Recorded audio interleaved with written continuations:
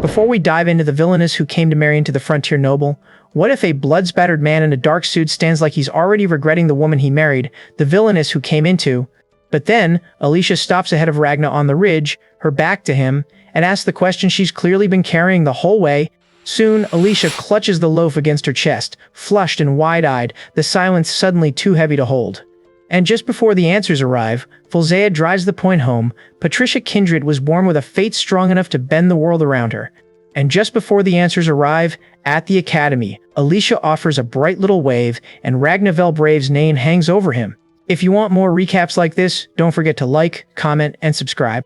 A blood-spattered man in a dark suit stands in the forest, already regretting the woman he just claimed. He makes a sharp, chilling announcement to the pale-haired girl in the blue dress. From today on, she's my wife. Her golden eyes freeze wide with pure, paralyzing confusion. Ragna Brave curses, hunched over his desk as his quill flies across endless paperwork. Even in a world of swords and magic, he is hunted by the one thing he hates most: bureaucracy. Sabas delivers a brutal truth. Most of the mansion's staff died in battle. Drowning in ledgers, Ragna snaps for help like a man sinking in quicksand.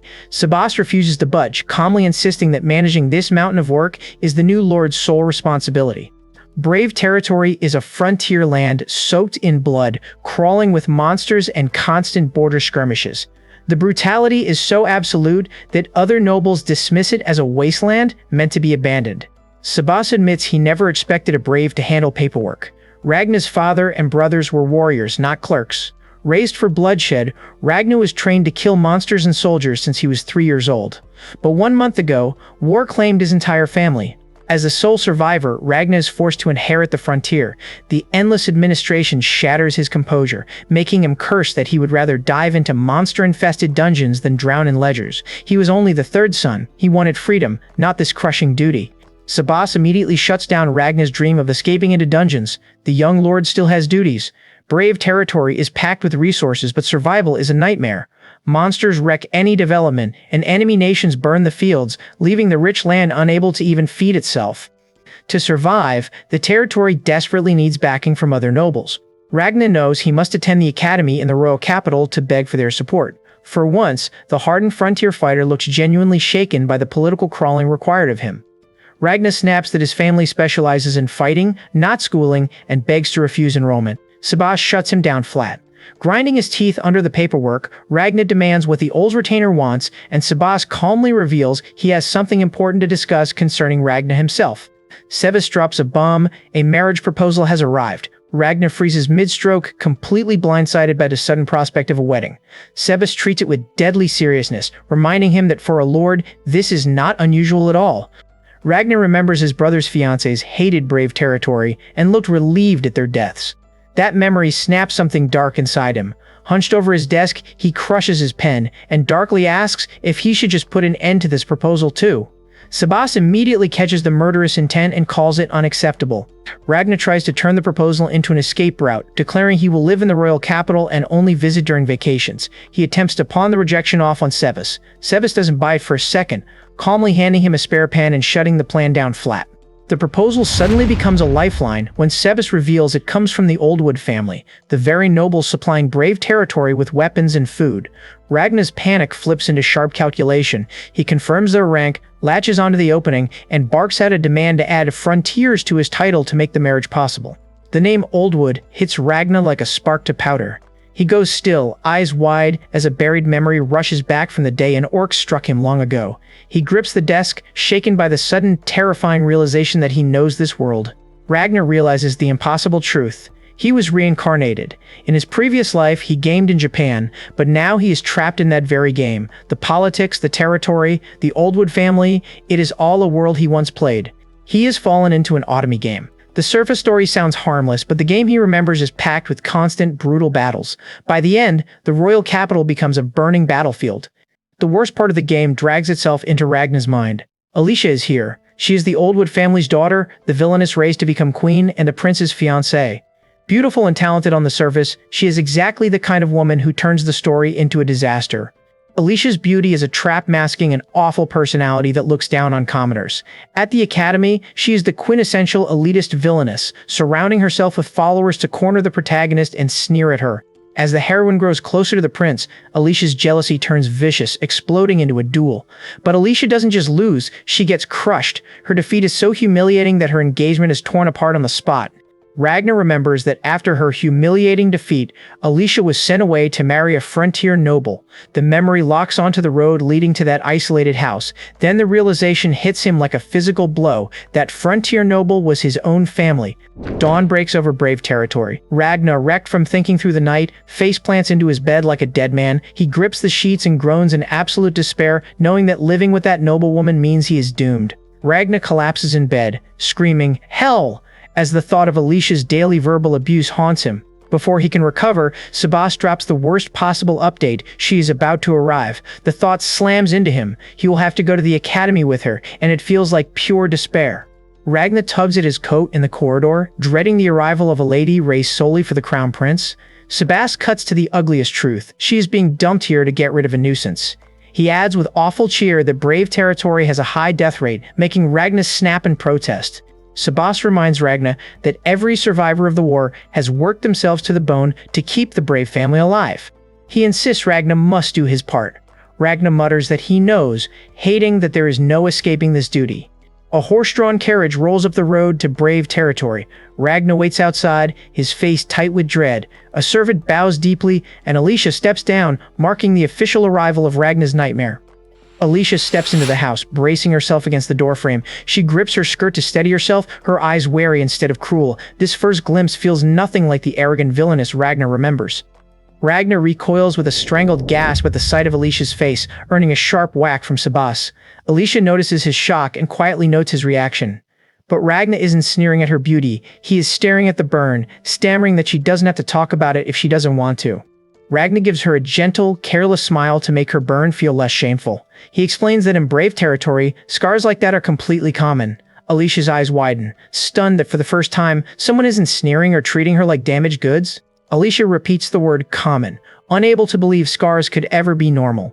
Ragna answers easily, explaining that soldiers and adventurers here are always covered in them. He treats her burn like just another battle wound, leaving her to murmur uncertainly about its size, unsure how to handle someone who doesn't flinch. Cruel whispers still cling to Alicia, claiming her ruined face is perfect for a life of shame.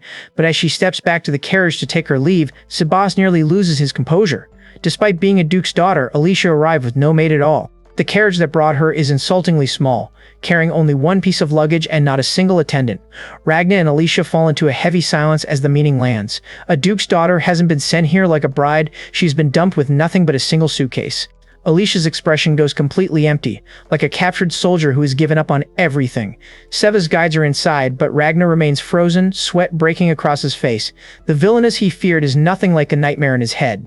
Ragna had braced himself for an outrageous, arrogant villainess, but Alicia offers none of that. He offers to show her to a room, and when she answers with a small hollow sound, he gently stops her by the wrist. Alicia suddenly snaps into motion, driving her fist forward in a brutal, shattering crush. The fragile composure vanishes in an instant, leaving Ragna stunned by the dangerous, hidden strength she just revealed. A memory comes rushing back. A dusty young Alicia apologizing for getting dirt on her clothes. Young Ragna had brushed it off, telling her their place was dustier anyway. Back in the present, Ragna stands frozen, fist clenched, realizing the girl in front of him is that exact same child. Ragna sees what is clinging to Alicia: demon bugs, curses born from deep grudges. About 100 of them crawl and hiss on her, their number perfectly matching the hostility surrounding her. Ragna goes cold, forcing out a bitter realization that she has been carrying the crushing weight of everyone's hatred. If an ordinary person were possessed by that many demon bugs, they would lose their sanity. Yet Alicia remains perfectly calm. Ragna's eyes sharpen as the contradiction sinks in, forcing him to reconsider everything he thought he knew about her past actions. Ragna realizes the truth behind her cruelty. The world needs an antagonist, so Alicia's very nature was twisted to fit that role. They are both suffering under a cruel fate, tossed around by a story neither of them chose. Ragna looks at her with bitter understanding and quietly acknowledges the truth. Alicia's future is worse than Ragna remembered. After her annulment, she makes a pact with a demon and becomes a monster, swallowing brave territory whole in her revenge. The realization hits him like a death sentence. He isn't even part of the game's main cast, making his survival seriously unlikely. Ragna stands with his back to the territory, fist clenched, trapped by the brutal thought that his home is doomed to destruction. He grips his hair as the crushing weight of fate bears down on him. Then his eyes sharpen with absolute resolve. He will help Alicia turn over a new leaf. Ragna decides that if they are doomed either way, he will handle whatever terrible things come their way. He vows to simply kill the demon bugs if they become a problem. As one skitters near Alicia's shoes, his boot slams down, crushing the curse to dust. Alicia looks back, her eyes bright and shaken, and the words cut sharply through the air. She wants to resist this world. Ragna can only answer with a stunned, "What?" Realizing the girl he thought was trapped by fate just chose a path he never saw coming. Alicia's sudden resolve leaves Ragna stunned, but he quickly masks it with a bright, careless smile. He throws his arms back, shaking off the crushing weight, and casually promises to do his best. Alicia walks beside him, staring at him in confused silence. Ragna keeps walking with his arms behind his head, wearing an easy smile as if their crushing fate hasn't touched him. Alicia stares, caught off guard and shaken, wondering how long it has been since someone smiled at her like that. The question settles deep in her chest as they walk in silence. Alicia falls behind Ragna with her suitcase, his easy smile having shaken something loose in her chest. Unnoticed by anyone else, the girl branded a villainess quietly decides one thing about him: he is a truly strange person. Alicia turns back, a violent tremor in her eyes, and the desperate words finally tear from her throat. She refuses to be a pawn in this world. Ragna freezes, completely thrown off balance by the sheer raw force of her sudden declaration. Alicia has been at the Brave household for 5 days, barely moving beyond her room and speaking to no one. She simply eats her meals in silence. Meanwhile, Ragna has been busy in his own way, quietly crushing the demon bugs that skitter through the halls before they can spread. Ragna is fed up with the demon bugs swarming the household, irritated that they are being magically launched from a distant target. He snaps for Seabus's help, but the retainer only offers dry sympathy. Ragna's frustration turns dangerous as he considers tracing the bugs back to their source and killing the sender, but Seabus immediately warns that such a commotion would dissolve the house. The real problem isn't the swarm itself, but Alicia's heart, which is actively attracting them. Ragna snaps that the Brave family only knows how to fight, leaving him completely lost on how to handle a girl's emotions when she is the first girl his age he has ever met. Seabus simply smiles and tells him it will be fine, leaving Ragna to wonder what a normal youth even looks like. Ragna's answer to Alicia's silence isn't another monster hunt, but breakfast. He knocks twice on her door, calling through with forced morning cheer that the meal is ready. He decides they will imitate an academy tea party right here, eating together to finally build some kind of connection. Ragna hammers on Alicia's door with ridiculous morning cheer, shouting that everyone loves breakfast. From inside, Alicia fires back that she is already awake and his door is about to break. For a split second, Ragna's cheerful mask cracks into genuine relief. He truly thought she might have done something drastic in the night. Wood splinters as Ragna casually kicks the now broken door aside, like this is completely normal. Alicia stares at him, appalled, demanding to know what would have happened if it shattered completely. He flashes an easy grin, insisting door repairs are a well-practiced specialty, and casually points her toward the breakfast table. Alicia takes a sip of coffee and immediately coughs into her napkin. It is brutally bitter. She admits it is her first time drinking it, usually preferring fine tea back home. Ragna laughs it off, but the sound carries a strained edge. Tea is a luxury they cannot afford. He quickly covers the awkward silence by dumping a mountain of sugar into her cup. The sugar changes everything. Alicia takes another sip, the bitterness swallowed by sweetness, and concedes she can drink it like that. Ragna warns her not to have it before bed. Breakfast settles into a strange, warm rhythm. Alicia nibbles quietly, while Ragna crunches through his meal with relentless appetite. Alicia finally notices what Ragna is eating and goes pale. She recoils at the sight of monster meat, horrified that he is casually chewing on something poisonous. Ragna barely reacts. Brave boys grow up on this, he explains. It becomes a precious food source when war cuts off supply lines. Alicia stares at him in silence, then quietly calls out his name.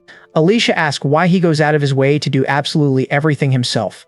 Ragna answers like, "It is nothing. They are simply short-handed. If they need to fight, even the servants are expected to pick up weapons, and lately, most of them have died in battle." Alicia's expression tightens as the brutal, bloody truth lands. In the Brave family, defeat only counts if you die. What they honor is surviving, no matter how badly you are beaten, and forcing yourself back onto your feet. That is why he keeps moving, keeps working, keeps standing. Caught off guard, Alicia stares at him as his hand reaches gently toward her cheek. Ragna gently touches Alicia's scarred cheek, telling her she is truly a remarkable person. He does not flinch from the burn. Here, they do not deny their scars, they are proud of them. He taps the jagged scar on his own head with a small, awkward smile. Alicia freezes for a breath, then lets out a tiny laugh, and the heavy tension finally cracks.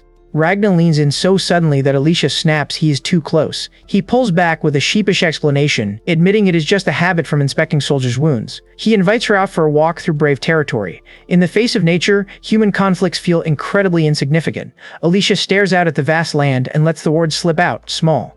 After a quiet beat, Alicia says she will go. She asks Ragna to show her around this land, and his smile brightens like the answer was worth waiting for. He accepts at once. Brave territory opens before them, mountains looming beyond the trees, and a wide, endless sky overhead, all of it waiting to be seen. Ragna pushes through the dense mountain brush, leading the way while Alicia follows behind with a furious little pout. She mutters that she did agree to come, but the walk is turning out to be far rougher than expected. Soon, Ragna has to take her hand and help her climb over a jagged, rocky forest path. Alicia snaps that nobody warned her they were going this deep into the mountains. Ragna brings Alicia to the Udana mountain range, a massive wilderness bordering brave territory where rare plants and minerals grow. Alicia, still expecting some kind of charming local town, mutters that she thought they would be looking at specialty goods. Ragna laughs awkwardly, admitting brave territory has nothing like that. Instead of a tourist town, they reach a harsh little settlement where the only visitors are adventurers hunting monsters. Ragna casually lays out the settlement's ugliest entertainment, gambling. It is rotten enough that people once bet on his father dying in battle, and someone even profited from it until Sebas dealt with them. He apologizes for bringing up something so unsuitable for a lady, but Alicia does not recoil. She quietly says it is fine, if that is what counts as normal here. Ragna falls silent, realizing she is accepting even this dark part of brave territory. Ragna notices something quietly impressive. Even in this unfamiliar, rough land, Alicia is trying to adapt. He lets the tension ease and suggests a break. At a nearby stream, Alicia crouches down and drinks from the clear water. She lets out a relieved breath, then her eyes widen in genuine surprise. The harsh mountain does not feel ugly to her, it tastes sweet. Ragna explains that the mountain range's high altitude and low evaporation are what make the water so pristine, a kind of clarity Alicia would never find in the royal capital. As she crouches by the stream, he adds that even if this land is harsh and hard to accept at first, learning more about it can make it easier to bear. Alicia answers quietly as Ragna's lesson settles into her bones. To survive, she has to learn about this land. Enemies and allies alike share the same earth, so she cannot underestimate anyone. She has to understand them deeply, prepare herself, and know exactly what she's walking into. Ragna lowers his gaze and gives it a name. That is the teaching of the brave family. Ragna lays out the frontier's rule as they stand beneath the towering peaks. Here, people decide everything for themselves, based on what they understand, and then they fight for it. Alicia looks at the people living in brave territory and quietly realizes this place is not the nightmare she heard about in the rumors. Ragna answers with a small, knowing smile. In brave territory, a decision made after deep thought is not something people laugh at. But laughter itself is allowed. This is a land where people gamble with life and death for entertainment, and sometimes the only sane response is to laugh anyway. Ragna shakes off the heaviness and charges ahead over the rocks, calling out that their destination is just ahead. Ragna reaches back for Alicia's hand with a teasing smile, throwing her own contradiction right in her face. Alicia lets him pull her forward, still rattled by how easily he turns the harsh frontier into something almost warm. Her grip tightens around his hand as she mutters that he is a strange person. Ahead, the ridge opens beneath a blazing sky. Alicia freezes with her breath caught in her throat, eyes wide as the rough climb suddenly gives way to a breathtaking vista. Beyond them, brave territory spreads out under a blazing sky. Fields, forests, roads, and the frontier settlement are laid bare from above. For one stunned moment, the land she expected to hate does not look like a nightmare at all. It looks alive. Blazing sunlight pours over brave territory, throwing the fields, forests, roads, and frontier settlement into sharp relief. From this height, the land looks vast and alive. It is not the cursed nightmare Alicia expected, but a territory still breathing under the frontier sky. Alicia is stopped cold by the view, stunned into a breathless wow. Ragna smiles and calls it his favorite place, even if it might look ordinary to someone else. After the long walk, he sets out a light snack. Still shaken by the sight, Alicia quietly asks if she may ask him something. Ragna tells Alicia she can drop the honorifics, but she answers that she is not used to them either, so he does not need polite language around her. When he gets flustered, Alicia treats it like a small matter, just a minor detail compared to everything else she has been learning. Ragna cannot argue with that. Then her voice softens and she quietly calls his name. Alicia stops ahead of Ragna on the ridge, her back to him, and asks the question she has clearly been carrying the whole way. After you worry endlessly, make your choice, and accept the result. What do you do if you still regret it when it cannot be undone? Her face is flushed and strained as she asks what he would do. Ragna goes quiet, the easy frontier guide smile vanishing completely. Ragna's answer lands like a wound. If you choose one side, you lose the other. Rain hammers down in his memory as he stands over a fallen man, fist clenched, because the things that were lost cannot be brought back. On the ridge, he turns to Alicia with an even bleaker question. What do you do if there is nothing left? Alicia's answer cuts straight to the wound. She has lived her whole life for one purpose, and if she loses that, there is nothing left to hold on to. Ragna's question leaves her hollow. Then Alicia breaks and admits the truth. As a duchess, she has already died. That is exactly why she came to this forsaken land. Alicia's composure cracks as phantom demon bugs seem to swarm behind her. She apologizes for the improper remark, cursing the creatures under her breath. Ragna is left wondering if it really is impossible to cut away the feelings he has been trying to sever. Sebas catches him at it and chides him for being clumsy, telling him to face things honestly. Ragna turns back toward Alicia, fist tightening at his side. Ragna blurts out the vow before he can stop himself. From now on, he will protect Alicia, always. The promise lands hard enough to shatter her composure. Alicia stares at him, stunned and blushing, barely managing a confused, "Huh." The two remain alone on the ridge, the vow hanging heavy between them under the open sky. Ragna tries to make the vow real, declaring that even if the duchy's Alicia is gone, she is Alicia of the Brave family now, and he will protect her no matter what. But the second he notices she does not sound used to that name, the whole dramatic moment wobbles. He admits he even rehearsed it for this exact moment, picturing posh nobles from the royal capital watching. Alicia immediately punctures it, asking what kind of idiot practices stuff like that. Alicia's embarrassment softens into a small, open smile. She admits that Ragna's straightforward promise does not feel bad at all. It is simple enough to understand, and maybe she was the one overthinking it. Ragna freezes, face flushing hard as the words hit him. For a breath, the ridge settles into quiet after the vow.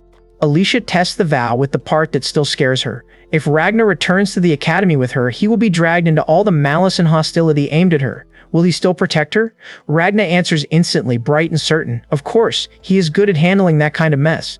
Then Ragna ruins the tenderness in the best possible way, turning away and shouting into the distance, asking if someone saw that. Onyx's massive form looms over the ridge, and the dragon's voice rolls down like divine judgment. He has witnessed Ragna Brave's vow to protect Alicia. Alicia freezes beside him, stunned, while Ragna stands his ground as if the dragon's approval has just sealed the promise in solid stone. Ragna proudly introduces Onyx as his black dragon friend, admitting he wanted the beast to witness his vow to protect Alicia. Then Alicia completely short-circuits. The sheer shock drops her flat on the ground, tears springing to her eyes, while Ragna stares in utter confusion. He rushes to her side, screaming her name. Onyx looks down and coldly judges her for fainting, calling her weak. Alicia bursts into Ragna's paper-strewn room, shouting his name so hard he answers with a grin. The events of yesterday have clearly left her flustered. She is still reeling from the vow, and Ragna tries to defend it as something romantic to do in front of a dragon. Alicia cannot even focus on the mess. The dragon itself has her stunned, and when she demands to know what it was, Ragna calmly answers, "Onyx." Ragna explains that Onyx is a dragon living deep in the mountain range. Alicia admits she is glad the demon bugs disappeared thanks to the dragon's blessing, but she still cannot understand why Ragna seems so calm about it. Sebas gives the answer. Ragna once challenged Lord Onyx to a one-on-one fight, and it ended in a draw. That means Onyx acknowledged him. Ragna mutters the part that matters most: he almost died. Ragna tries to smooth over Alicia's panic, telling her it is fine because they managed to negotiate. Alicia flushes and admits she must have looked like a fool for panicking in this place.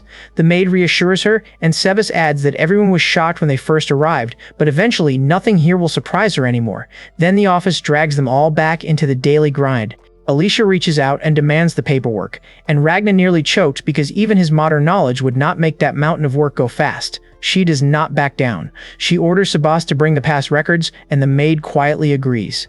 Sebas starts feeding her stack after stack, confirming the numbers. Then Ragna catches an ugly detail: the weapon shop's money flow is strange, and the purchasing schedule has shifted. Alicia locks onto the records with terrifying focus, sorting through the mountain of paperwork like she is cutting a physical path through it.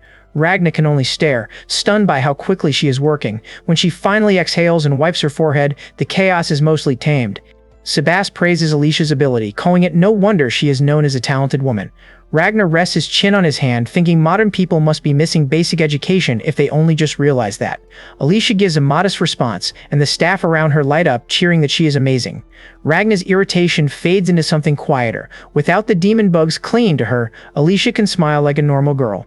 Alicia rolls up her sleeves and casually tells Ragnar she is going to help clean the mansion after this. The servants lose their minds. One of them blurts out in horror that she absolutely cannot let Lady Alicia do that much physical work. Alicia just stands there, calm and smiling, while the household reacts like she has announced something impossible. Alicia declares that she is part of the Brave family now, and as a human, she wants to experience the ordinary work she has never been allowed to touch before. The household panics and chases after her, but Sebas is completely won over by her earnestness. He calls her a good child, then turns to Ragnar with dangerous enthusiasm. The relief does not last. Sebas hardens his heart and hands part of the workload straight to the young master. Ragnar goes cold, staring at Sebas like he is dealing with a demon, just as someone spots another problem in the records. The weapon shop's prices are unusually high. Ragnar's suspicion sharpens. The people who opened the weapon shop came from the royal capital, and they arrived exactly on the same day as Alicia. Sebas cuts to the ugly truth. They are likely here to keep a watchful eye on her. Ragnar makes his choice under the night sky. He slips out into the quiet streets of Brave territory, moving carefully past the buildings and checking the shadows. Sebas follows close behind, tense with worry, warning if there are highly skilled individuals over there. Ragnar grips the hilt in his hand, sweat on his face, and snaps back, asking where he heard that. Sebas answers coldly, from a nearby adventurer. A rough adventurer admits he got angry at the weapon shop's arrogant way of doing business and tried to steal something valuable. It went horribly wrong. His right arm was gone before he even realized it, and he never saw the sword move. Outside, Ragnar listens in the dark and reaches the obvious, chilling conclusion. These people cut a man down without even drawing their swords. The answer is worse than a hidden weapon shop. It is a magician. Magic essence floods this world, and anyone who can freely control it is called a sorcerer. During the war, the people who suffered the worst were the ones forced to face enemy country magicians. Now the target is clear. Whoever is behind this does not just want to watch Alicia. They want her erased. Ragnar does not sneak through the door. He blasts it open with a brutal kick. Inside the weapon shop, the men jump up, rattled, demanding to know who he is. Ragnar stands in the wreckage, sweat on his face, forcing himself to remember exactly why he came. Then one of them realizes the truth, shouting his name. They demand to know what he came for, but Ragnar's answer is cold and direct. He did not start this. They did. The weapon shop men have Ragnar boxed in, and their leader smiles like this is a friendly conversation. He says they know Ragnar has been sneaking around their place, but if Ragnar gives them a reason, they will not do anything too harsh. Ragnar looks around and sees blades already drawn in front of him. Armed men standing before their lord leaves no room for doubt. This shop is ready to fight. The weapon shop men drop the friendly act completely. One smirks that if anyone asks, he has no memory of laying a hand on Ragnar, while another adds that if they silence him here, there will not be any problem. Then they move. They mock him for coming alone and rush him from every side with weapons drawn. Ragnar stands in the middle, surrounded, as the trap finally snaps shut. Ragnar cuts through the rush with one brutal punch and spits the word, weak. The next attacker does not even get close. He is launched backward as Ragnar moves with terrifying speed, acting as if the ambush was never a threat at all. The ambush is already over. Ragnar's attackers lie scattered across the floor, one groaning weakly. Ragnar turns toward the sound of slow, deliberate applause. A hooded man smiles from the shadows, clearly delighted by what he just witnessed. He murmurs that such youth and strength is truly wonderful. Ragnar's expression hardens. He recognizes the true danger standing before him and answers with a cold, formal title. A low, ugly laugh echoes in the dark. Ragnar corners the hooded magician, whose grin cuts like a drawn blade. He demands the only truth that matters. How is Alicia? The magician's mocking silence forces Ragnar to demand what he means. The magician trembles with glee, imagining the so-called genius falling under his curse. But a terrifying thought strikes. Alicia standing in the dark, masked figures closing in behind her. Ragnar's hand crushes his sword hilt as the horrifying truth hits him. Ragnar explodes. He drives the magician back hard enough to drag a choking gasp from his throat. Gripping the man close, Ragnar shakes with pure rage over the swarms of demon bugs sent after Alicia day after day. Baring his teeth, he begins the lesson this bastard is about to learn. Ragnar hammers it home. Alicia is loved. She excels at her work. She lives freely with a smile. The magician freezes. Ragnar answers with a savage slash that splits the shop floor. The words hit harder than the blade, leaving the obsessed man clutching his head in utter disbelief. the magician confesses he has been flooding Alicia with his feelings every single day, an endless curse meant to make her hate everyone. Ragna lunges to stop him, but the attack slips right through. The magician laughs, claiming physical harm is useless, leaving Ragna screaming in fury as his blade fails to connect. Ragna's blade finally comes down on the hooded magician's arm, exacting payment for the adventurer's lost limb. He makes it brutally clear that the next price is for every pest the man sent. Cornered and bleeding, the magician receives one cold offer: reveal who is behind this, or lose his life. The magician blurts out the name Ignite, and the Duke's family, realizing too late the grave mistake he just made. Ragna replies with chilling calm. He thanks him, then swings his sword to settle the debt for Alicia's trouble. Even as the blade tears through the space between them, the magician can only mutter his curses. Ragna smiles through the weight of the moment, answering the dying curse with absolute calm. He is already cursed. Seba steps into the wreckage, asking if it is over. Ragna turns away, shaken but standing, and quietly asks his loyal retainer to clean up the aftermath. Ragna corners Sebas with an urgent question about the academy. Is there any way to keep Alicia close? Sebas goes pale at the scandalous implication, but Ragna explodes, sweating and insisting he just needs to stay within range to protect her. Sebas accepts the desperate request with grim understanding. At night in Brave territory, Ragna walks alone through the quiet streets. This is the farthest he has traveled since avenging his father. A darker thought hits him. He cannot remember when his heart stopped feeling anything. As he moves through the empty town, a quiet worry follows him about fitting in at the academy. Alicia holds her academy notes tight, steadying herself with quiet resolve. At her desk, she wonders if her preparations are enough, knowing there are countless details she must remember to tell Ragna. Outside, the estate sinks into a deep night, heavy with feelings neither of them has fully put into words. A few months later, Alicia crouches in the garden, pulling daikon radishes by hand. Tomorrow she leaves for the royal capital, and she already regrets not being able to harvest them in time. The so-called Villainess wonders if this humble garden work is really what a noblewoman is supposed to be doing. Alicia's higher education was twisted into cooking, cleaning, and sweeping, piling chores onto her until she became frighteningly capable. Even Ragna looks genuinely impressed when he tastes the tea she serves. But at dawn, the domestic peace shatters as a maid breaks down in tears, crying out her name. Alicia's departure turns into a full emotional blockade. The mansion staff cling to her, sobbing as if she is being taken away forever. They try to bargain with Ragna, insisting the academy is best left to the young master. From the garden, maids shout about sending vegetables, but Alicia gently refuses, insisting everyone at the mansion should eat them together. Alicia giggles beside Ragna in the carriage, telling him with a warm smile that he is truly loved by everyone.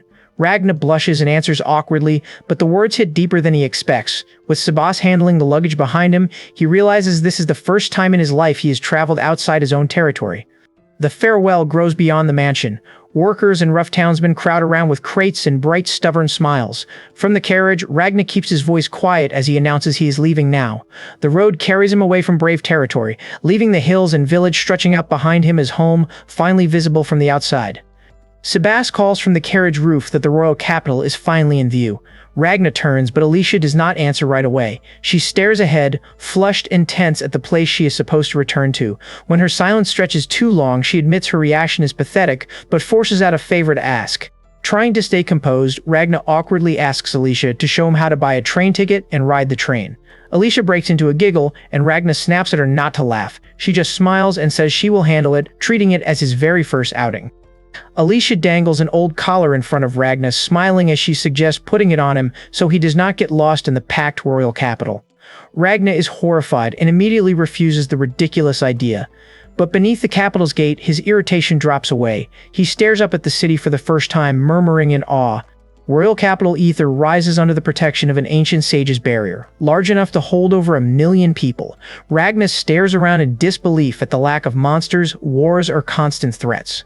Alicia gives him a dry look. Comparing it to Brave territory is unfair. The capital actually feels cramped beside their home. At the station, Ragna immediately runs into everyday capital problems he never had to survive before, buying tickets and navigating food stalls. He relies entirely on Alicia to guide him through the chaos. She confirms with a bright smile that their dormitory has separate buildings for boys and girls, sounding almost excited about the separation. Ragna and Alicia reach the dormitory, only to find a cracked, overgrown wreck waiting for them.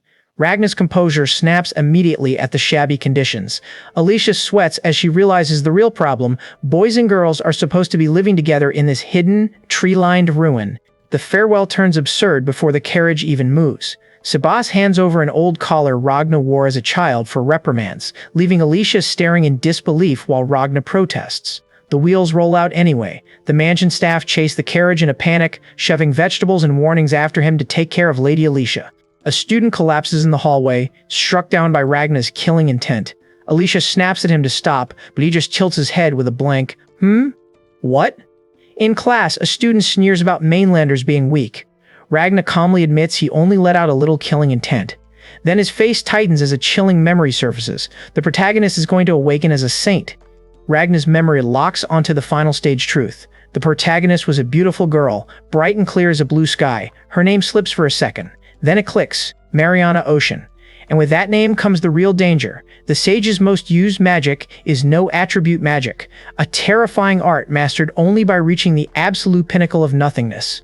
Mariana Ocean stands there with a smug little hump, bright and self-satisfied. She looks exactly like the clear blue sky Ragna remembered. The sight slams the name into place. Ragna realizes with a jolt that she is her, the heroine. Alicia clutches the bread to her chest, cheeks burning. Her eyes flash with a sharp mix of embarrassment, irritation, and hunger. Her silence says enough. Ragna's words have hit far harder than she wants to admit. The teacher confirms Mariana Ocean's answer, even though it was a trick question, and calls her exactly what Ragna feared, the sage's pupil. Mariana gives a smug little foo-foo, bright behind her glasses and completely satisfied. Ragna's composure cracks. He stares at her, barely able to process that the heroine is really standing right there. Ragna freezes as the impossible realization hits. Mariana Ocean is the heroine of an Otomi game. Around her, the class mutters about her poor eyesight, suggesting someone should switch seats, but she politely refuses. The gossip turns sharper as they stare, wondering how someone with her appearance is supposed to start a school romance with the prince. Mariana just winces at her cracked glasses, wishing she'd asked for a seat closer to the front. Alicia offers to switch seats with Mariana, but Mariana forces a bright smile and insists she will manage on her own. The teacher calls her by name and orders her to take the seat in front of the podium at the next change. Mariana bows and apologizes. Ragna watches quietly, his mind fixated on one name, Alicia. During a quiet holiday, Ragna can't stop wondering who Alicia was fighting, though he knows asking outright is dangerous. Alicia senses his curiosity and decides men who dig into the past are absolutely no good. Suddenly, a window crashes behind her. Ragna's hand shoots out in alarm as she goes completely still. Alicia yelps as the window explodes inward, but an invisible barrier snaps up around her before a single shard of glass can touch her. Ragna looks at the shattered window and mutters that the damage is terrible, so he will have to fix it later. Alicia stares at the barrier, asks what it is, and then realizes it is completely hidden. Her face goes blank. Huh? Ragna explains that the magic protecting her is a transparent holy attribute barrier, the exact kind used to guard the royal capital. Alicia freezes and snaps for him to wait. He can use magic without incantations? Ragna treats it like nothing special, calling it convenient. Then he lays out the ugly advantage. Most people think of barriers as obvious walls, but his is invisible, so the enemy never sees the defense coming. Ragna keeps his voice casual, explaining it as if it were the most obvious thing in the world. With chantless casting, he can do things like this. Alicia, still shaken from the invisible barrier, nearly yells, "Wait!" As he tilts a teapot. He sends a dark stream of liquid into a cup with unnerving control. His next line makes it worse. They can be shaped however he wants. Alicia's eyes go wide as the teacup hangs in midair, and Mariana Ocean squeaks a startled, "Wah!" beside her. Alicia nearly melts and whispers that it is cute, even as Ragna pushes her to think through the difference between ordinary barriers and the royal capitals. She lands on the answer herself. The barrier can choose what to let through. Ragna confirms it. Ragna explains that advanced barriers can be freely controlled, deciding exactly what to let through and what to repel.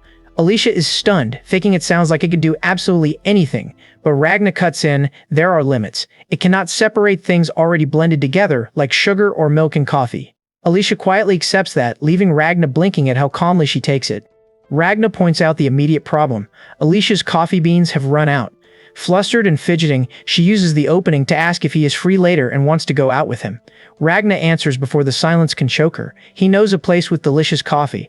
As they head out together, Alicia tries to find the spot from a lead she has, while Ragna wonders where she even got it. When she says a friend told her, he is genuinely stunned.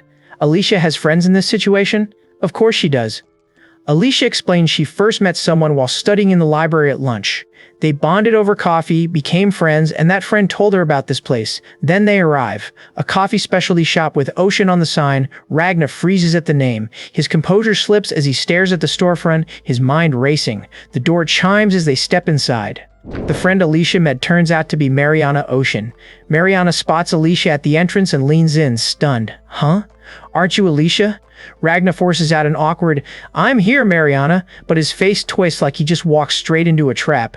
Mariana scolds him for standing outside, staring at the storefront, wondering what was going on.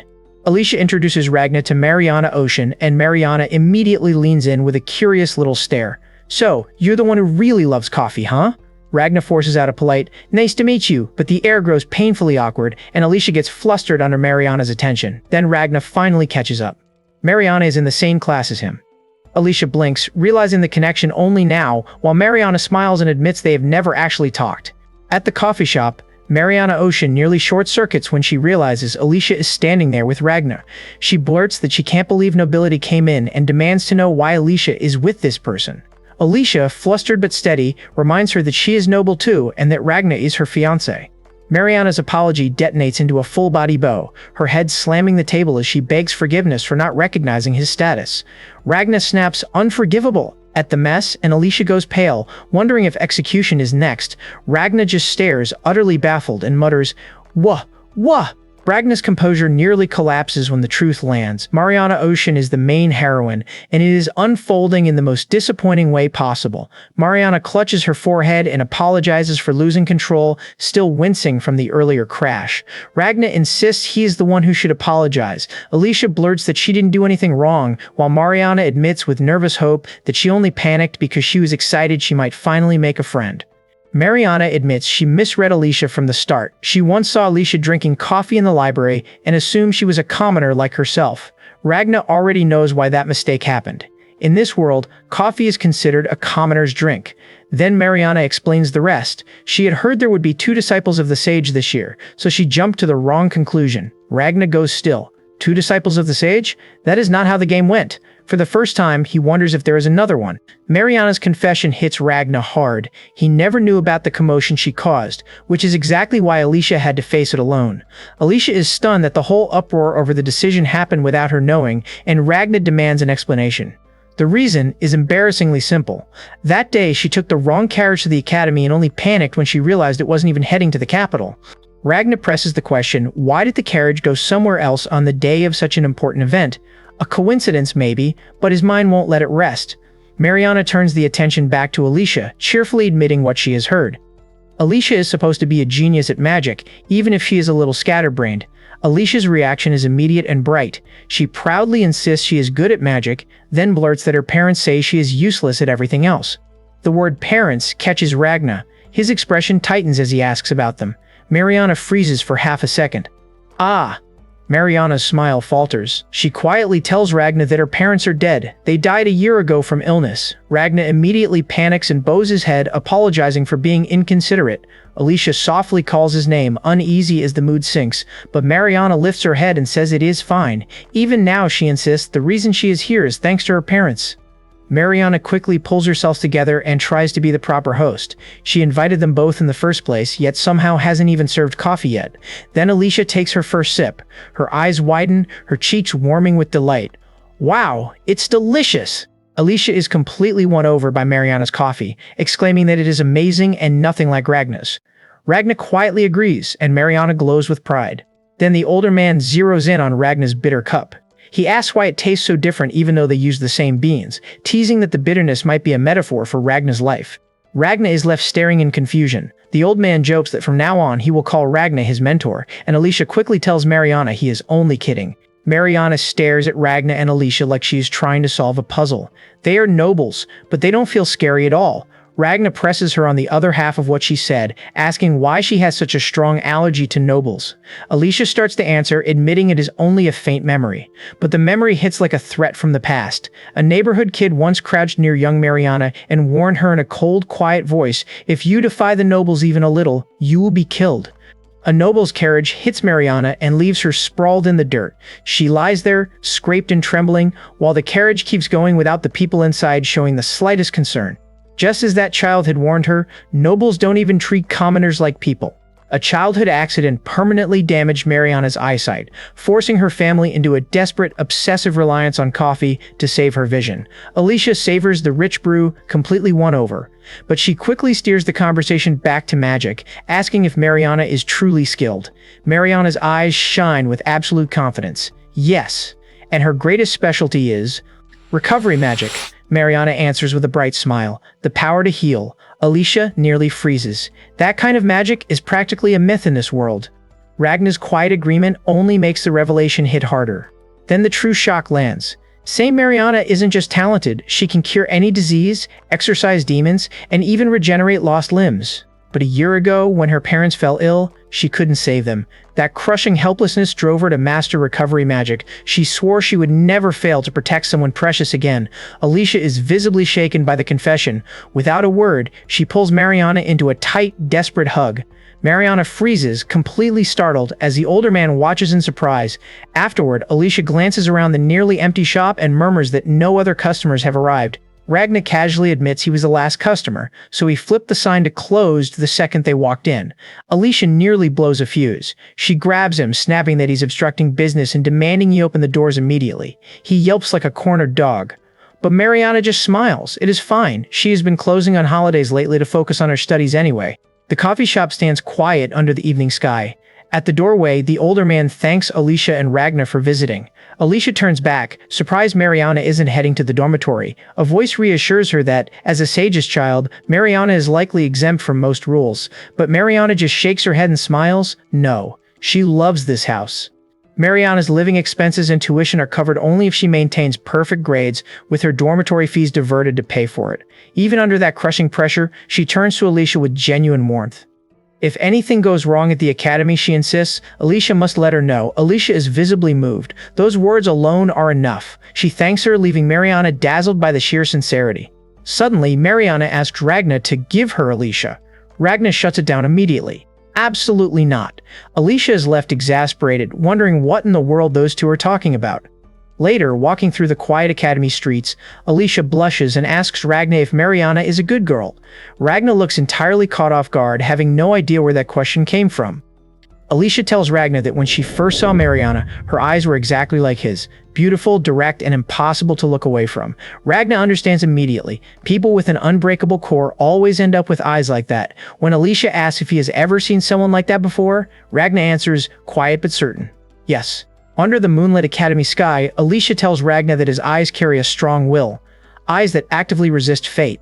Ragna leans in, completely disarmed, and murmurs that hers are beautiful and cute. He scratches his head, embarrassed, admitting he isn't really the princely type.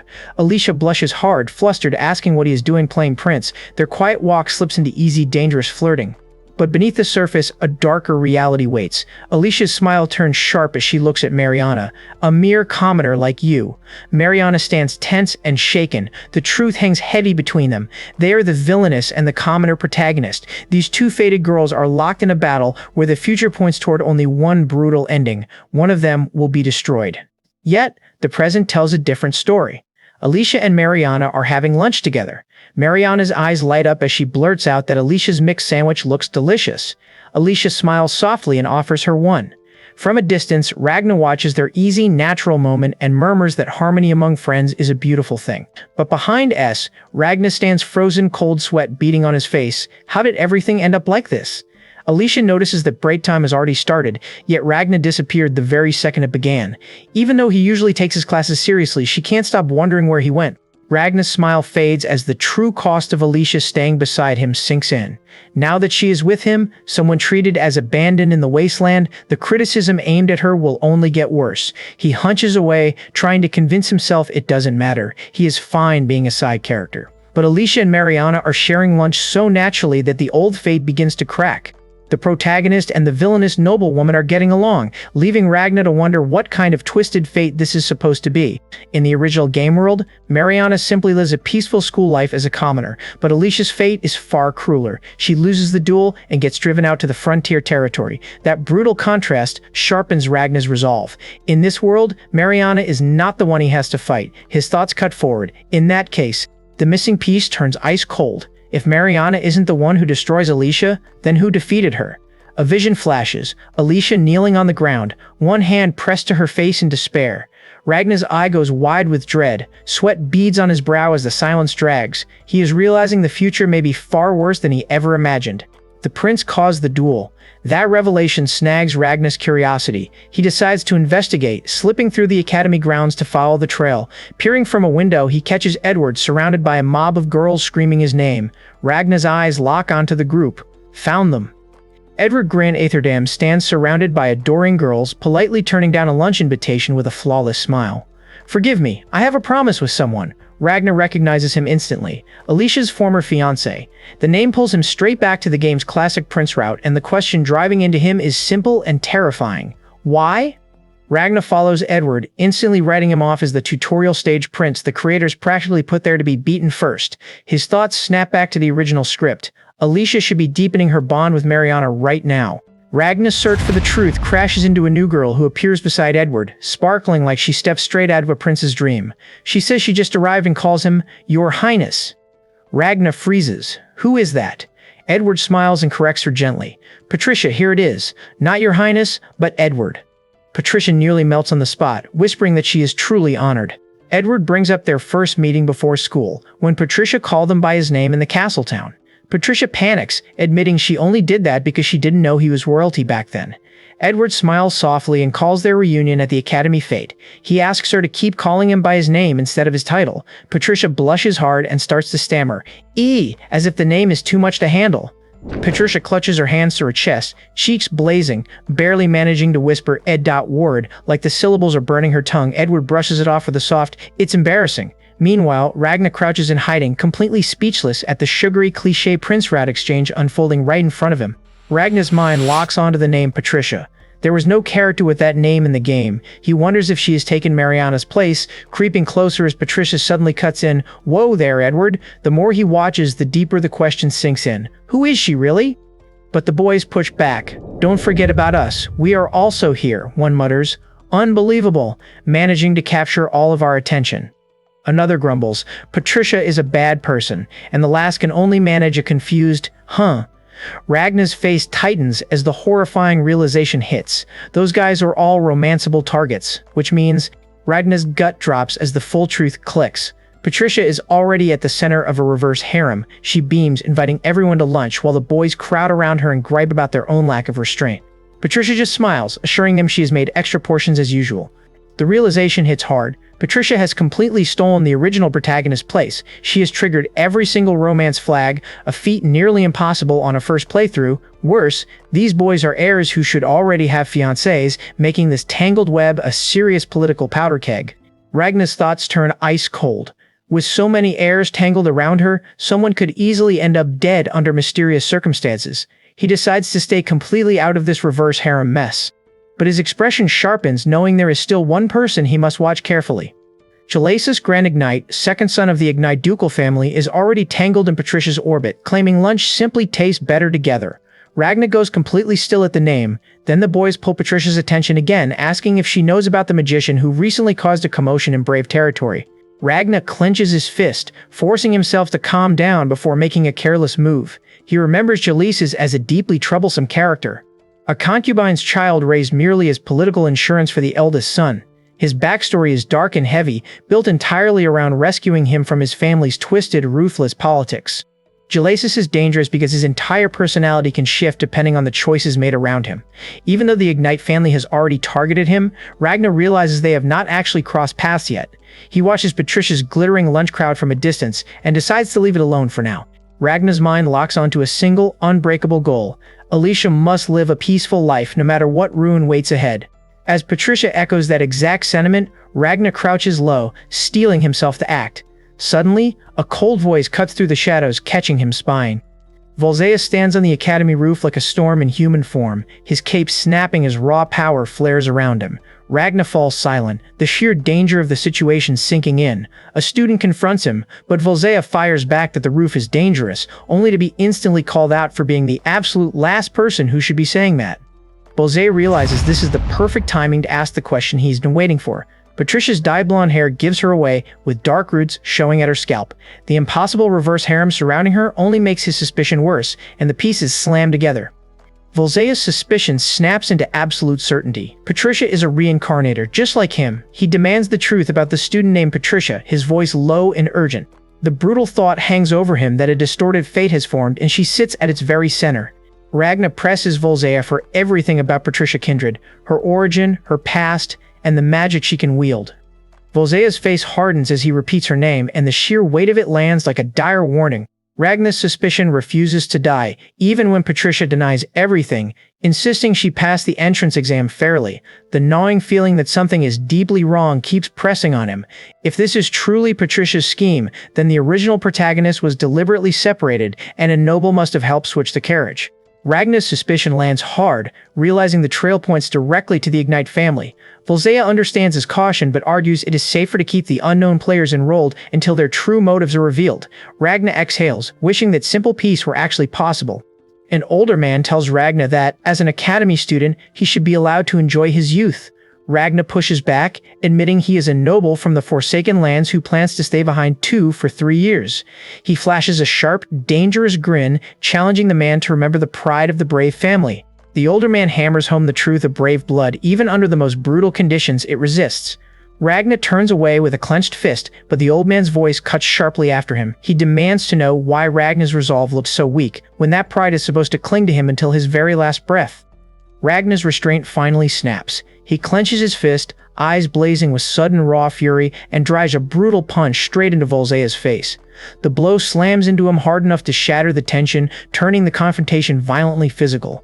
Ragna's punch detonates against Volsea, driving him back into the academy wall hard enough to blast cracks through the solid stone. The shock rips through the building, making students below jolt as the ground trembles in panic. Ragna does not look finished. His head is lowered, anger still burning, as the wall splits behind Volsea. Ragna's fist hangs mere inches from Volsea's face, but Volsea does not even flinch. He calmly states that this is exactly the situation he wanted, and he is only acting accordingly. Ragna's rage boils over, warning Volsea that if anything happens to Alicia, he will never forgive him. Volsea meets Ragna's threat without flinching and turns it into a test, demanding he prove his words. He names him, Ragna Brave, and asks whether he truly believes in fate. Ragna stiffens, sweat breaking out as he snaps back, but Volsea's answer lands like a trap, Mariana Ocean. Volsea drives the point home with brutal clarity. Patricia Kindred was born with a fate strong enough to bend the world around her, but now, that fate is buckling, distorting on a massive scale, and spiraling straight into madness. Volsea's warning spreads far beyond Patricia. The collapsing fate will inevitably drag in every academy student who carries a strong destiny of their own. Alicia absorbs the threat in silence as the future takes shape around her, realizing the country itself may soon split between light and darkness. Volsea cuts straight to the weakest point. Mariana Ocean has lost her guardian and currently has no strength left to resist. Ragna freezes at the unspoken demand to protect her. Volsea insists that Mariana's destiny was never meant to be trapped inside this small world, but lies somewhere else entirely. Mariana clutches her hands, trying to steady her trembling nerves. Ragna remains stuck on Volsea's command to protect her, wondering just how much the man actually knows. Ahead waits the practical training dungeon. Despite the safety measures, Mariana's voice barely holds together as she whispers that she is scared. Edward reassures Patricia that he will protect her. She blushes, thanking him while calling herself weak. Ragna watches the act with cold clarity, recognizing the dungeon as nothing but a romance event designed to pull conquest targets closer. Beneath that fake sweetness, he knows Patricia is the imposter at the center of the Sacred Relic event. Alicia steps out in full dungeon gear, looking less like a sheltered noble and more like a battle-hardened adventurer ready to tear the place apart. Ragna is caught off guard by her excitement, his heart thudding as she cheerfully declares it is time to go. Nearby, Patricia notices something in her book and smiles with dangerous curiosity. The damaged girl is here too. Ekaterina sneers that a commoner is trying to cling to the academy by cozying up to nobles, calling her disgustingly persistent. Ragna recognizes the two immediately. One used to stand beside Alicia, and the other is the girl he mentally dubs Drillhead. At the entrance, Ekaterina looks over the gathered students with open contempt, disgusted that filthy peasants are pretending they belong. Ekaterina turns away from the gathered students and spits that this is an academy for refined nobles. The glasses girl freezes as Ekaterina's sneer drops lower, targeting filthy beings like her. Another girl quickly offers to drive them all out, but Ragna cuts through the cruelty with a sharp commanding, "Hey!" Alicia steps directly into the line of fire, cutting herself between Ragna and Ekaterina's cruelty. Ekaterina's smile sharpens, demanding to know what is wrong, but Ragna can only breathe Alicia's name in shock. Alicia answers with a calm, polished greeting. Ekaterina's composure shatters into pure venom, branding her a damaged failure. Alicia takes the blame for the girl beside her, telling Ekaterina to direct all her hatred here, where it belongs. She makes it crystal clear the other girl has nothing to do with this. Ekaterina fires back with a cold challenge to a duel, her next words cutting off with a direct threat aimed straight at Alicia's life. Ekaterina corners Alicia, warning that she will never win against the sage's disciples, let alone Ekaterina herself. Alicia fires back coolly, doubting Ekaterina can win it all. Ekaterina's temper snaps. She snarls that Alicia has gotten cocky building her little monkey mountain, commanding her to spend the rest of her miserable life drinking coffee. Alicia turns the insult into a quiet victory without raising her voice. She smiles, declaring she will drink all the coffee she wants simply because she likes it. Ekaterina's sneer curdles. She clicks her tongue and storms off toward the dungeon entrance, complaining that the smell of roasted beans is unbearable.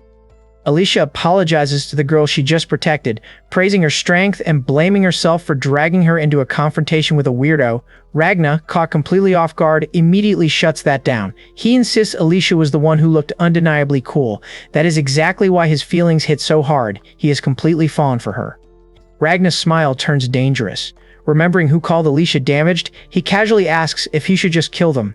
Mariana, equally fired up, adds that they march coffee too, until Alicia shuts them both down with a flat command to stop. Ahead, the dark cave mouths of the dungeon wait between the trees, and Mariana lets out a small, uneasy breath. They step into the dungeon, and it immediately throws itself at them.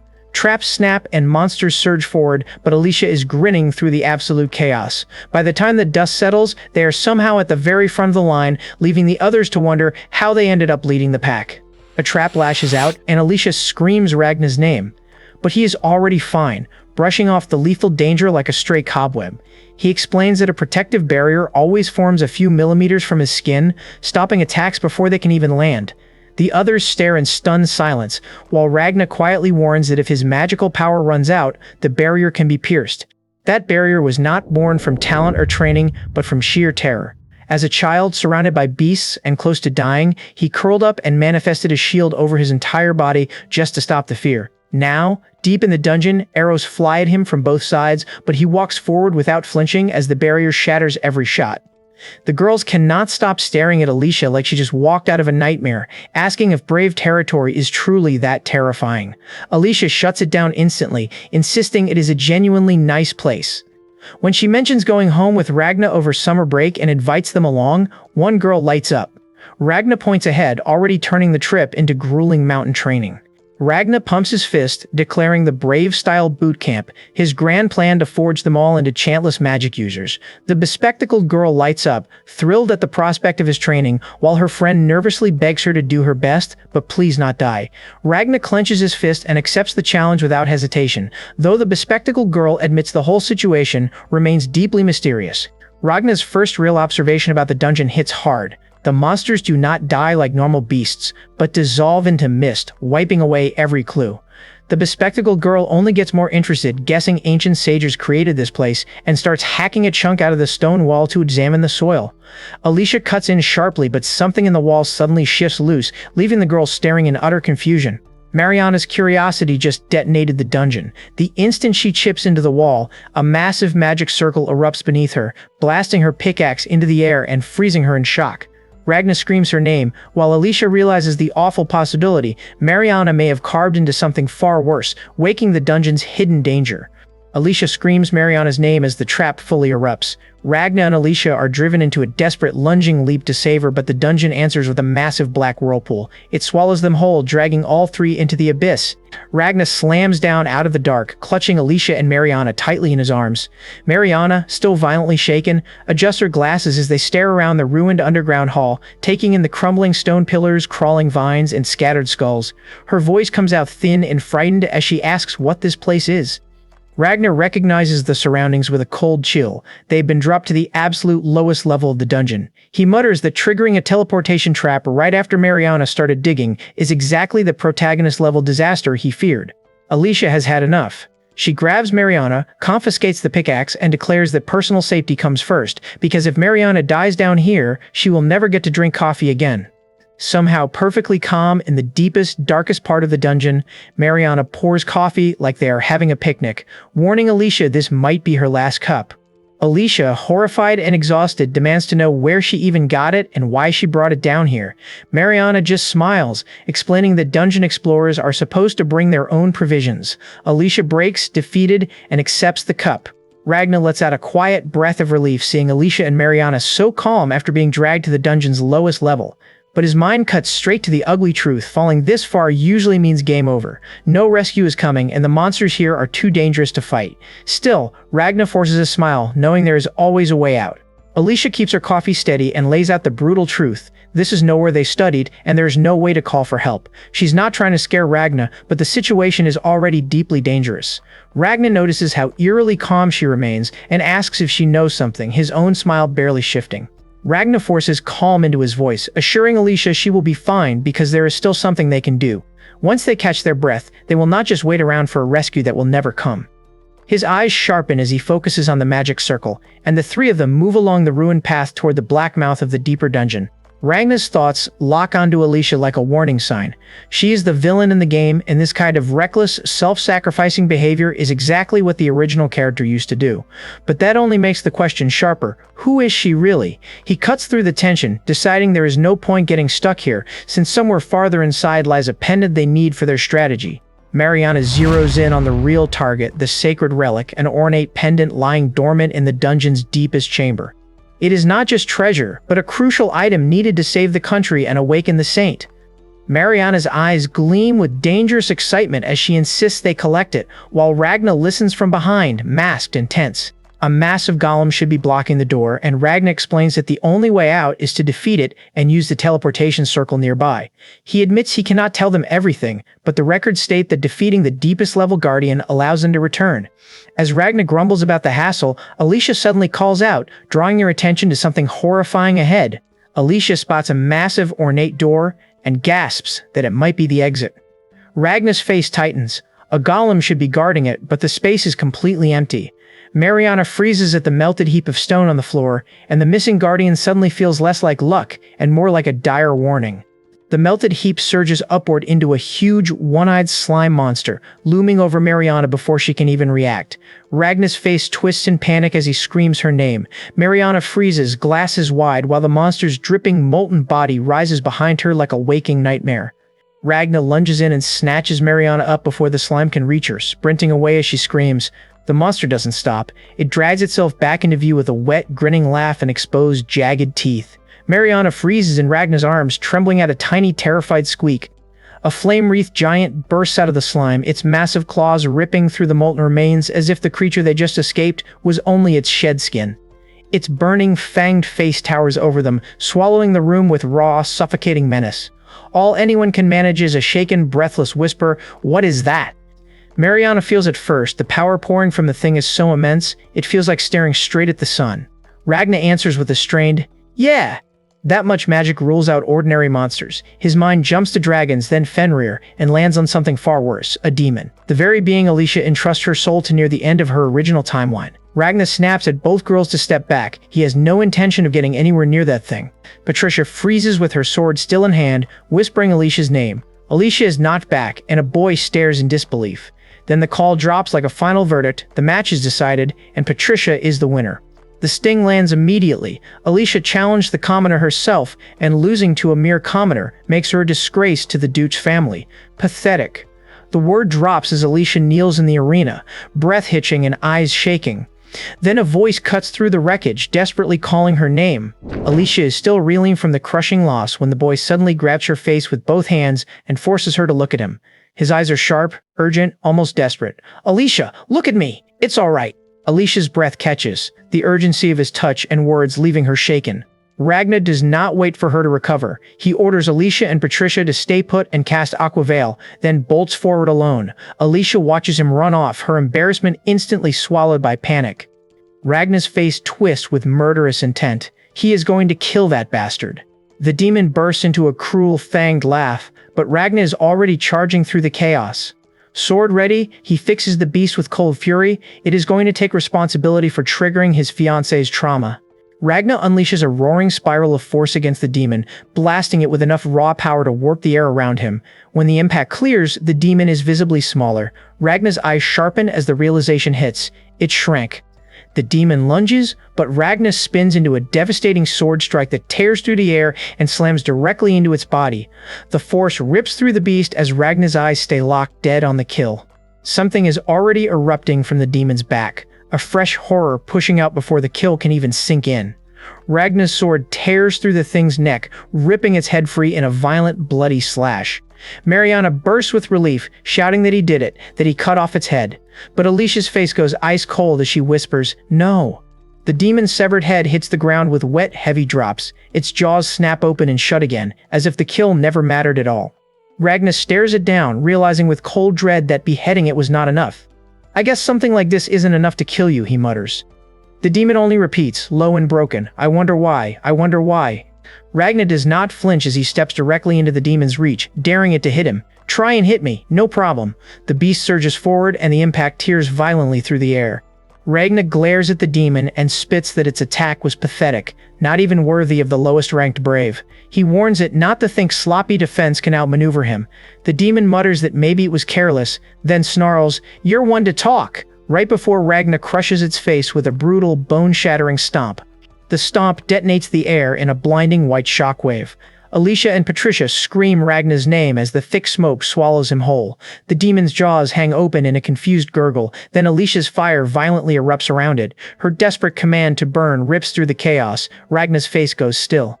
Ragna stands in the smoke, completely untouched, and mocks the demon. Compared to this, the fire dragon's breath is much hotter. The beast only manages a ragged gasp as the heat hits it. He pushes deeper into the haze and demands to know who is inside. Demons do not have physical forms of their own. There has to be a human inside, someone who made a deal to serve their own twisted desires. A kneeling woman reaches toward the horned demon in the circle, and the monster's true, pathetic nature is laid bare. The demon hisses through its teeth, still grinning despite Ragna's fire. Ragna does not back down. He reaches toward the writhing magic and decides to stop guessing. If he touches it, he will know exactly whose power is inside. His fingers close on the aura with a sharp electric scrape. Contact made. Ragna's touch tears into the demon's aura, and the beast screams as massive cracks split across its body. The truth slams into him at once. This thing is built for one final catastrophic move: self-destruction. The blast erupts in a violent burst of smoke and concussive force, slamming directly into the barrier around Alicia and Patricia.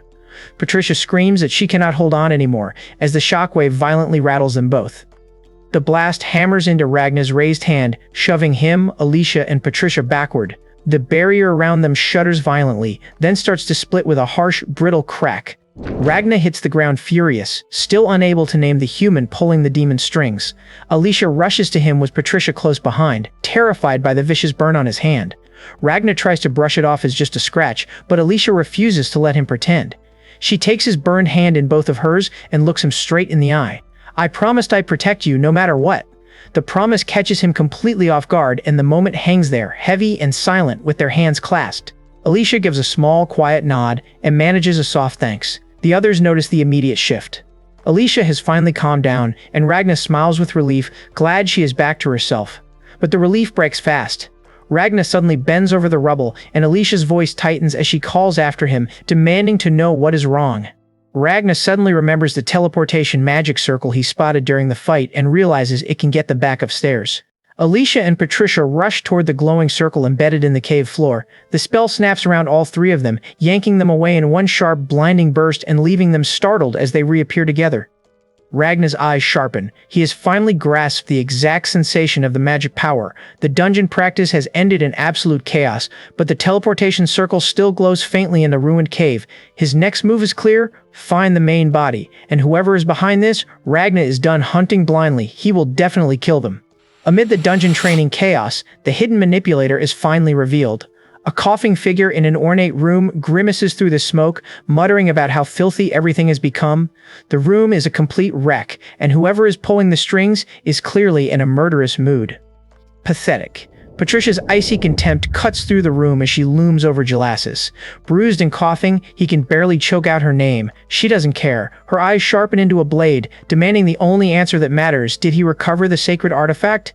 Her silence snaps into sudden violence. She lashes out, screaming that he's an idiot while he can only choke out desperate apologies. Her disgust boils over. Seriously, the worst. Even though you're possessed by a demon, you failed? Jalesis collapses into a trembling bow as she demands the truth of what actually happened. The attempt was interrupted by Ragna Brave. Patricia clicks her tongue in utter disgust, writing him off as a mob noble from the frontier, a disposable background character who should have vanished as the story progressed. Her entire plan collapses in her mind. She meant to paint Alicia as the villainess, but Ragna ruined everything.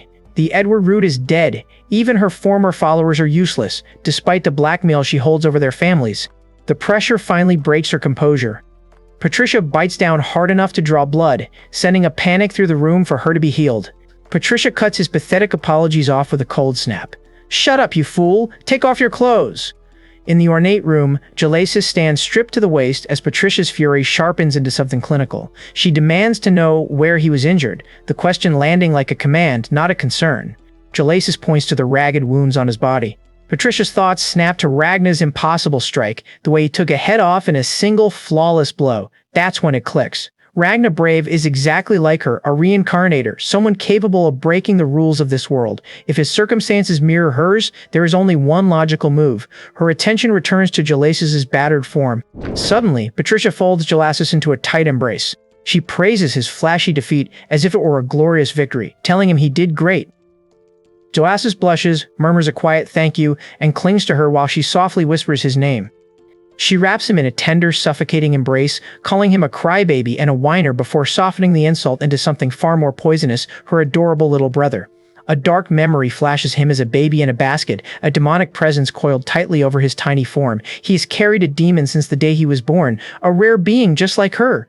Jalesis melts into her hold, whispering her name. Patricia lets the tenderness settle over him like a velvet trap. If she calls herself his big sister right now, then anything is allowed. Jalesis stiffens, then grabs at her uniform with trembling fingers, choking out a desperate plea for his big sister. Patricia holds him close, her expression utterly cold beneath the soft facade. Ragna Brave wasn't just lucky, he was strong, strong enough that she cannot beat him alone. She murmurs that he has always been a crybaby, always needing her, always calling out for her. But Jalesis, still kneeling and clutching her uniform, doesn't answer with blind devotion. He asks the one question that shatters her control: what is it that you want? Patricia freezes, her eyes widen, and for the first time, she cannot hide behind affection or possession. Jalesis clutches his head, visibly shaken, as Patricia's answer spills out with a chilling smile. What she wants is Alicia, not victory, not strategy. Alicia herself. She wants that girl even if she has to destroy her. The thought twists into something far darker. If she destroys Alicia and keeps her chained up, they will be together forever. Patricia makes the next step sound simple and monstrous. If Jalesis wants Alicia, he has to kill Ragna and take her, because Alicia belongs to Ragna now. Jalesis tries to protest, but Patricia smothers his hesitation with a radiant smile, telling him to believe in her because he is special. If he keeps going, she promises, his big sister will always stay by his side. Patricia pulls Jalesis close and kisses him beneath the moonlit window, one hand cupping his cheek as if sealing a sacred promise. The kiss is intimate but utterly suffocating. Jalesis stays trapped in her hold, caught between his twisted devotion and the crushing weight of everything she is using him for. A memory flashes back. Alicia's warm magic surges through a young Jalesis. He thanks her, promising to do his best and win next time. She only watches him in silence. Then, she tells him, "Hey Jalesis, you see, you've actually already won." The words hit him like a physical blow. Alicia counts the kiss as a win. She teases young Jalesis that being embraced by a cute girl and even kissing her has to mean something. He freezes, sweating profusely before stammering if that really counts. Alicia walks away with a bright, decisive, "It does." Outside the academy, the mood turns cynical, dismissing school kids as monkey-brained creatures who live for exactly that kind of thing. At the academy, Alicia offers a bright little wave, but the name Ragna Velbrave hangs heavily over him.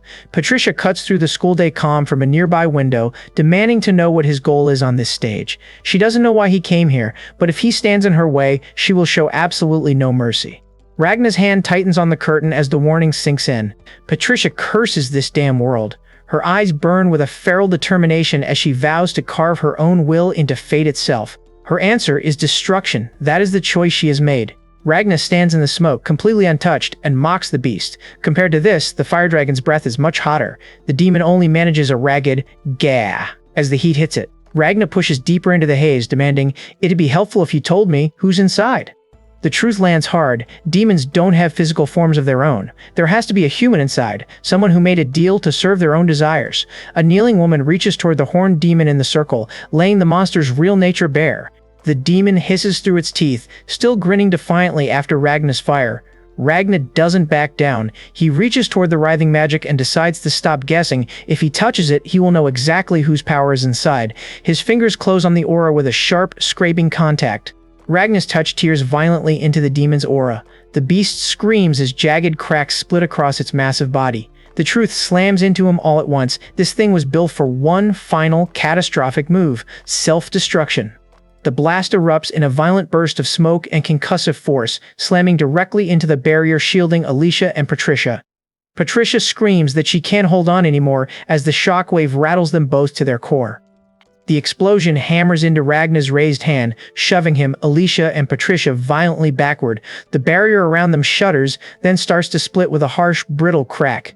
Ragna hits the ground, furious and still unable to name the human pulling the demon's strings. Damn it, who was controlling it? Alicia rushes to him with Patricia close behind, terrified by the brutal burn on his hand. Ragna tries to brush it off. Just a scratch, no big deal, but Alicia refuses to let him pretend. She takes his burned hand in both of hers and looks him straight in the eye. I promised I'd protect you, no matter what. The promise catches him completely off guard, the moment hanging heady with their hands clasped. Alicia gives a small, quiet nod and manages a soft, "Thanks." The others notice the shift. Alicia has finally calmed down and Ragna smiles with relief, glad she's back to herself. But the relief shatters fast. Ragna suddenly bends over the rubble and Alicia's voice tightens as she calls after him, asking what's wrong. Ragna suddenly remembers the teleportation magic circle he spotted during the fight. It can get them back upstairs. Alicia and Patricia rush toward the glowing circle on the cave floor. "It's here! Let's hop on!" The little creatures squeak in shock as the spell snaps around Ragna, Alicia, and Patricia, yanking all three away in one sharp burst and leaving them startled as they reappear together. Ragna's eyes sharpen. He has finally grasped the sensation of the magic power. The dungeon practice has ended in absolute chaos, but the teleportation circle still glows in the ruined cave. His next move is clear: find the main body. Whoever is behind this, Ragna is done hunting blindly. He will definitely kill them. Amid the dungeon training chaos, the hidden manipulator is revealed. A coughing figure in an ornate room grimaces through the lingering smoke, muttering, "Ugh, geez, no matter where I look, it's filthy." The room is an absolute wreck, and whoever is behind this is clearly not in a good mood. Patricia stands over Jalasis with icy contempt, calling him pathetic. Bruised and coughing, he can barely choke out her name. Trisha, she doesn't care about his condition. Her eyes sharpen as she demands the only answer that matters. Did he recover the sacred artifact? Patricia's silence snaps into sudden violence. She lashes into Jalasis, screaming, "You idiot! You idiot!" While he can only choke out, "Sorry, I couldn't," she keeps hammering him as he repeats his apologies, her disgust boiling over. "Seriously, the worst. Even though you're possessed by a demon, you failed?" Jalasis collapses into a bow, and Patricia demands the answer she actually cares about. "So, what happened?" Jalasis admits the attempt was interrupted by Ragna Brave. Patricia clicks her tongue in disgust, writing him off as a mob noble from the frontier, a disposable background character who should have vanished as the story progressed. Patricia's plan collapses in her head. She meant to turn Alicia into the Villainess, but Ragna ruined everything. The Edward root is dead now, and even her former followers are useless, despite her blackmailing their families and pushing them into action. The pressure finally cuts through her. Patricia bites down hard enough to bleed, and someone panics that she has to be healed. Patricia cuts Jalasis off with a cold snap. "Shut up, you fool. You go ahead and take off your clothes."